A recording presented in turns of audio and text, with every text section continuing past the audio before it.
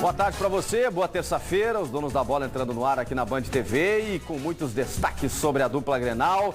Primeiramente a gente vai até a redação na Central Band do Esporte, Gonçalo Cirne Lima. Muito boa tarde para você, Gonçalo. Tudo bem, Chico? Boa tarde a você, boa tarde a todos.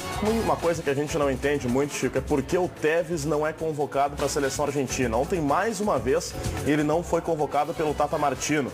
De acordo com a imprensa da Argentina, depende de um aval do Lionel Messi, a convocação do Tevez. Os dois jogadores não se dão muito bem e depende do Messi querer o Tevez de volta na seleção argentina. Ficou claro que a divergência não era com o Alejandro Sabeja e sim com o Lionel Messi, por isso ele não foi para a Copa. Você participa do programa, Roberta? Muito boa tarde. Boa tarde, Chico. Boa tarde a todos. Participem com a gente, é bem fácil, através do nosso Twitter, @donosdabolaRS, ou acessem a nossa página no Facebook, ou também pelo nosso e-mail, donosdabolaRS@band.com.br. Participem. Calma, Ribeiro Neto. O torcedor colorado está fazendo aquela contagem regressiva para ver Nilmar em campo. O atacante também está ansioso. E para vestir novamente a camisa do Inter, será preciso recuperar a condição física o mais rápido possível. Nilmar com as mãos na cintura. Não era para menos. Ele cansou bastante no primeiro treino desde o retorno ao Inter. Estou trabalhando com um grande profissional que trabalhei sempre que estive no Internacional, que é o professor Hélio, e ele me conhece, sabe o que eu preciso. O preparador físico Hélio Carraveta fez ele correr, cruzar, driblar. O atacante ainda precisa treinar separado dos demais jogadores até ter condições de jogo. Claro que venho do futebol do Catar, que o treinamento era mais leve que o treinamento no Brasil, mas essa adaptação acredito que não vai ser tão longa assim, até pelo biotipo meu, minha característica também. Por enquanto, não dá para dizer quando vai ser a estreia de Nilmar. Afinal, ele não joga há 5 meses. Mesmo assim, é possível afirmar que ele vai ser muito útil para o técnico Abel Braga. Isso porque o Wellington Paulista sentiu dores na coxa esquerda na última partida e está fora por alguns dias. Além disso, está desde maio sem marcar. Rafael Moura fez o gol da vitória colorada contra o Atlético Paranaense, mas o jejum do He-Man já durava 9 partidas. O atacante sempre é cobrado por fazer gol, né? Eu venho para não com esse pensamento de tirar a posição de alguém ou não, acho que eu vou buscar o meu espaço, como sempre foi, e a cobrança vai existir em cima de mim, como sempre existiu. A torcida está de olho em Nilmar porque confia que ele possa atuar como nas outras 2 passagens pelo Beira-Rio. Estou confiante, acredito que essa contratação foi feita porque a confiança existe e eu espero dentro de campo poder demonstrar e quem sabe daqui a alguns anos vocês lembrar que a minha terceira passagem foi melhor que as outras 2 também. E para isso, o camisa 7 vai ter que continuar essa intensa preparação para os adversários sentirem sede de tanto correr atrás dele. O Nilmar está em intensa preparação, nas mãos de talvez um dos mais renomados profissionais dessa área, que é o coordenador da preparação física do Inter, professor Hélio Carraveta.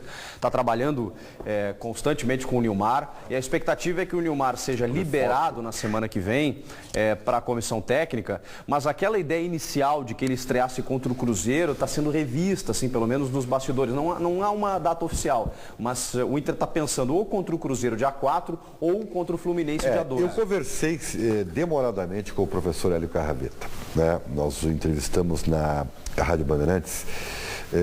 No sábado à noite, depois exatamente, do jogo do porque logo depois daquela vitória que foi importante e tal, a grande informação que a torcida queria era exatamente quando o Nilmar poderia jogar.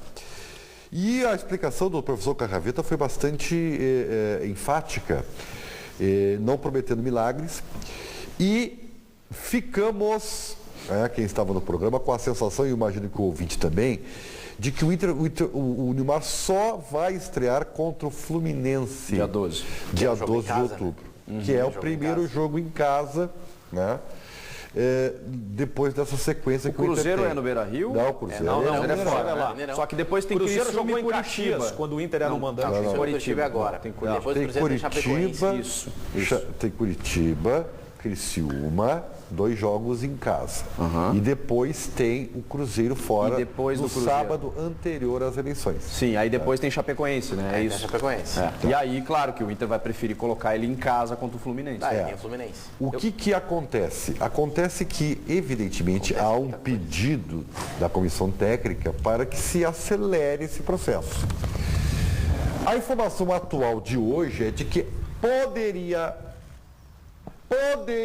ser liberado para a preparação física da comissão técnica, porque é diferente, né? Sim, sim. O trabalho que ele faz com o professor Carraveta é um trabalho diferenciado e o Cadu viu isso, pode até... Bem Não, específico. a primeira Bem etapa do específico. trabalho é esse trabalho com o professor Hélio Carraveta, que leva 10 dias de Se ele for preparação. colocado para a comissão técnica no dia 29, que é segunda-feira, né, haveria uma pequeníssima possibilidade de ele estar apto para jogar contra o Cruzeiro. O que eu não acredito. Porque o Inter não vai pegar um cara que gastou uma fortuna, entendeu? Só para poder estar em campo contra o Cruzeiro sem a mínima condição. E é um jogo fora de casa também, é um ambiente um pouco mais hostil para estrear, né? Mas é o líder, né? É um jogo decisivo. É um líder do Eu campeonato. acho que vai depender muito dos resultados, Daniel. Começar que o com Inter tiver derrota, agora. Pode não ser tão decisivo assim, né? Sim, se o pode Inter não não ser tão ganhar decisivo assim. do Criciúma e do Curitiba, Não, olha, vai- Mesmo se ganhar, detalhe já é assim, difícil, imagina não ganhar. com esse então- quadro aí já não é mais decisivo. Tá, mas e se a o atual Cruzeiro- diferença de pontos já não é um Se o jogo Cruzeiro decisivo. tropeça nas não, próximas aí não, rodadas, aí é que está. o Inter ganha. Aí é que está. Se o Aí Inter vira um encurtar a diferença nessas duas Confronto direto. próximas rodadas, Saúde, Ribeiro. cara, aí vira o jogo a do diferença ano. agora está em 8 pontos. Se a diferença até o confronto direto chega em 6, aí ganha o confronto direto, reduzir pode pra ficar para 3. 3. Aí pra 3 qualquer coisa pode acontecer. Quando o Internacional estava encaminhando esse negócio, que era uma dificuldade tremenda, principalmente pelo empresário do Nilmar, a informação que o próprio jogador confidenciou a amigos é de que levaria realmente um prazo de 30 dias.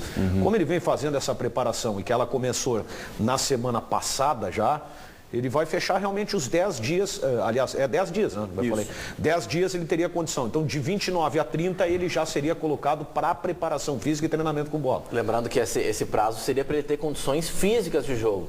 Lembrando que sempre teria a questão dele ainda ter ritmo de jogo, que é diferente também, né? E a Esse questão período legal é para ele ter ainda. condições de entrar em campo e jogar futebol num nível físico profissional. Até readquirir ritmo de jogo mesmo, daí também tem porque talvez essa ele- a tolerância questão também, legal- né? Mas ele não joga em 90 minutos, né, nas primeiras partidas. Essa cautela Não, o Inter vai ter que certamente ter. não vai ter. E outra coisa que a gente tem que ser bem prático, didático ao torcedor, tá? O Nilmar não termina o ano com 100% de condição. Não tem como ele recuperar em pouco tempo o melhor da condição dele. E quando eu falo em condição, eu falo principalmente da condição técnica. Exemplo para usar como parâmetro recente, o Alex ano passado. Chegou em agosto do ano passado e o segundo semestre de 2013 foi muito ruim. Olha mais ou menos assim, né? Até recuperar. o tempo que o Juliano vem levando. Olha a diferença do Alex do ano passado para cá. Com certeza. Olha o tempo que o Juliano vem levando. Então isso aí é absolutamente normal. É um problema que o Internacional vai ter, entre aspas, né? Porque depois vai virar solução. Porque o Nilmar vai jogar a bola que todos nós esperamos que jogue. Também acho. Então é aquela história. Esse jogador vai levar um pouco mais de tempo, vai ter essa dificuldade ainda da readaptação, mas vai terminar o Campeonato Brasileiro e ainda não vai estar com 100% de condição. A questão legal, né, para lembrar... Vai definir essa semana, né? O Inter está aguardando o documento aí da Federação do Catar, do clube, do Al Jaish lá, para a sua liberação. E tem até o dia 13 de outubro para inscrevê-lo no Campeonato Brasileiro, né, que é a data limite para inscrição para jogadores que atuem nesse Campeonato Brasileiro, no Brasileiro vigente. Então o Inter está com prazo aí tranquilo, falta a regularização e depois a parte física. O que me foi passado é que essa semana aí, essa questão legal aí, essa semana se resolve. Bom, já é uma coisa a menos. Roberta Gabardo. O Cid Guterres, se o time não se unir, não será o Nilmar que vai resolver. O time tem que ter mais raça, pelo menos uma vaga na Libertadores. O Lucas Oliveira dos Santos, com ele no time, eu acredito que pelo menos a vaga da Libertadores é nossa. O título eu acho um pouco difícil, mas futebol é uma caixinha de surpresas e ele é de Alegrete. O Oséias Colorado, ver o Nilmar treinando é muito bom e melhor é ter a certeza de que quando ele entrar em campo, tudo vai melhorar para o Inter. E o Lucas Soper, por mim mesmo, sem preparo, ele já poderia jogar, mesmo que seja alguns minutos no segundo tempo. A gente até debateu rapidamente na semana passada, debateu é ótimo, debateu rapidamente na semana passada, onde o Nilmar jogaria. Vocês tirariam o Rafael Moura Jogariam com o Nilmar assim, ó, e o Alex, segundo eu acho que no atacante? primeiro momento o Inter joga com 2 atacantes, tá? Tu acha que o Abel vai escalar o Rafael Moura e o Nilmar? Eu acho que sim, porque senão é o seguinte, ele vai colocar uma carga toda em cima do Nilmar nessa volta dele. E como é um jogador que não vai estar ainda 100% de condição técnica e física, esse jogador atuará ao lado de um outro atacante, que deve ser realmente o Rafael Moura. Aí para o ano que vem, aí pode ser que ele jogue sozinho no ataque, né? Mas... Com o Alex e o D'Alessandro atrás. Como era em 2008, né? Porque tem... Apesar de já fazer bastante tempo. Ele pode usar o Williams e o Wellington, mas ele pode usar só um volante.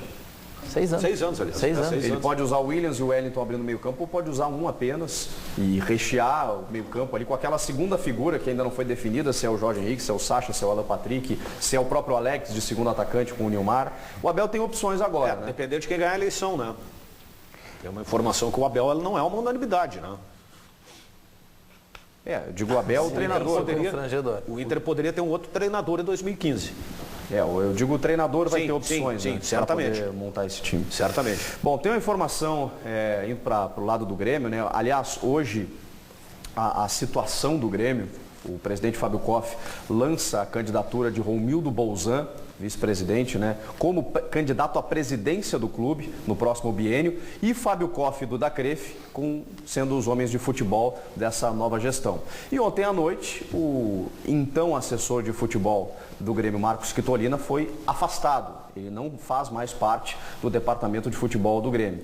E o Quitolina, curiosamente, esteve no preliminar apresentado pelo Luiz Carlos Reck todo sábado aqui na Band, às 11 da manhã, na tela da Band, e ele falou sobre comando de vestiário, até porque o Quitolina, ele era a figura política, enquanto o Rui Costa, o diretor executivo, profissional, contratado, mas muitas vezes o Rui tomava a frente nas entrevistas, nas decisões, e o Quitolina estava um pouco afastado já das suas funções, pelo menos no que parecia pra gente. E ele falou sobre, com muita franqueza, né, a franqueza dele, a coragem dele nesses enfrentamentos dentro do vestiário, o Quitolina falando nesse programa no preliminar. Vamos recuperar um trecho.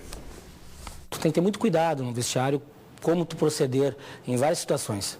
Porque o vestiário, ele é uma situação que temos ali no vestiário praticamente um grupo de 30, 35 atletas. Um barril de pólvora.